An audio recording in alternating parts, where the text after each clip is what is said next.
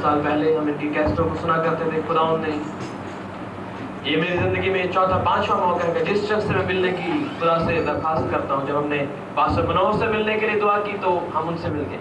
जब हमने भाई मजीद मसीह से मिलने की दुआ की तो हम उनसे मिल गए।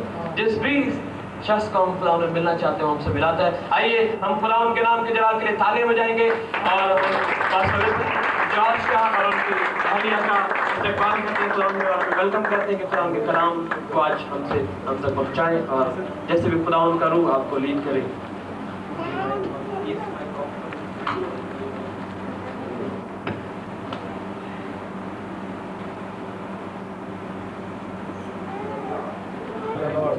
परमेश्वर का धन्यवाद हो इस मौके के लिए जो परमेश्वर ने हमारे जीवन में दिया कि हम आपके साथ मिलकर खुदावन की सितारिश, उसकी स्तुति, उसकी तारीफ हम यहाँ कर सके। ये कितनी अच्छी बात है कि परमेश्वर ने आपको पाकिस्तान से, परमेश्वर है वो सारी महिमा और आदर के योग्य है।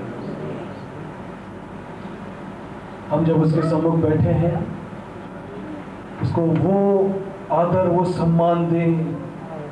वो हमारे बैठने से जानता है कि हम उसका सम्मान कर रहे हैं। सिर्फ गाने से, ताली बजाने से अरे आराधना, उपकारों को उसके याद करें, हाथों को उठा के धन्यवाद